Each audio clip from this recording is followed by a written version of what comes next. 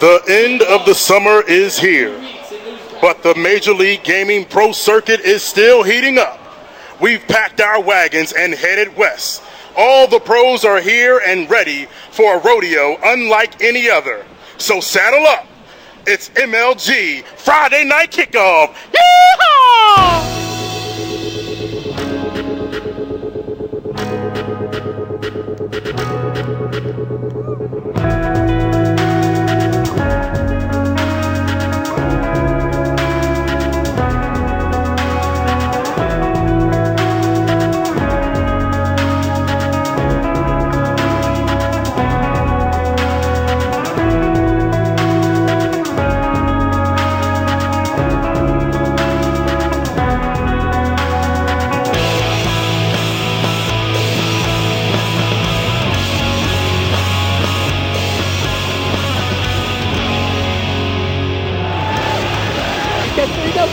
Already from That is a game changer. Instinct blows my mind. But then it's the best night of Halo we have seen.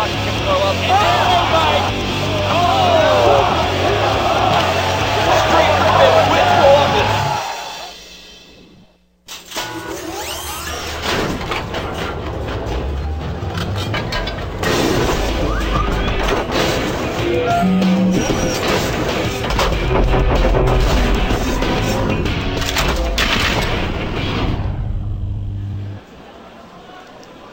Welcome everybody to Dallas, Texas, as if you can't tell by my sturdy hat up here. We're here on the third stop of the 2009 MLG Pro Circuit. I'm Farouk Tahid, and here bringing you all the Bronco busting action are my fellow rodeo clowns up here in the box. I'm here with Puckett and Scott Lucier. Howdy, partners. You're ridiculous.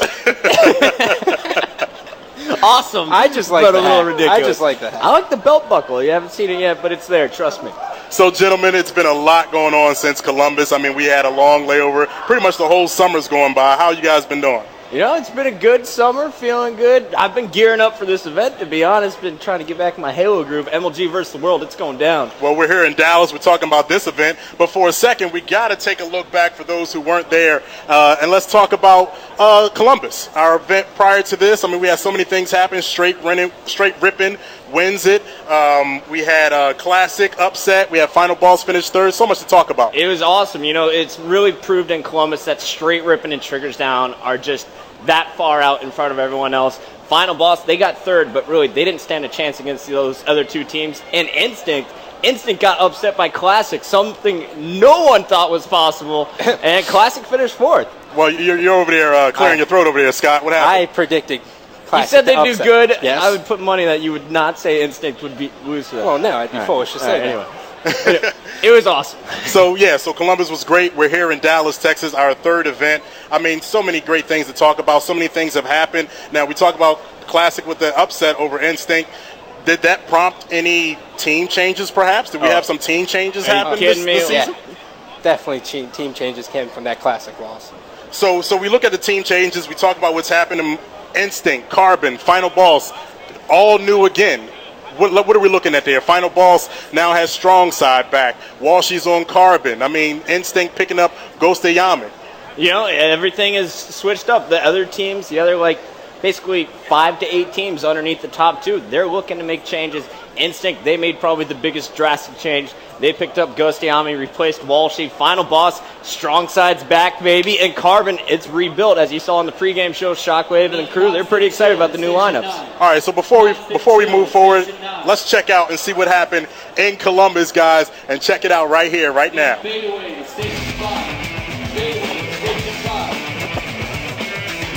Going into Columbus, there was one question on everyone's mind.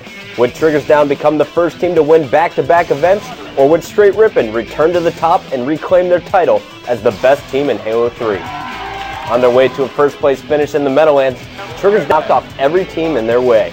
Straight Rippin' finished in a disappointing 4th place, but blamed the poor performance on a lack of practice. In preparation for Columbus, Straight stepped up their practice regimen and took time to land against several top teams. With solid finishes in the Meadowlands, Instinct and Final Boss look to do even better in Columbus. Believe the hype, the surprise third-place finisher at the season opener was looking to prove that the Meadowlands was no fluke with the addition of Soviet to the roster.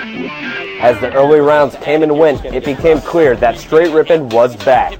In their first round match, Straight Rippin' shut out Darkest Hour, winning the series with a quick 3-0. Their most impressive performance during that series was in Game 2 when they dominated Amplified Team Slayer 50-28.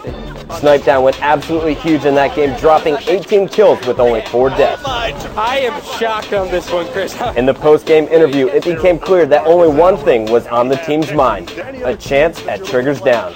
I really want to play Triggers Down. We did not have a good series against them in Meadowlands, and they knocked us out of the tournament, and it's just some redemption that we'd love to get right now.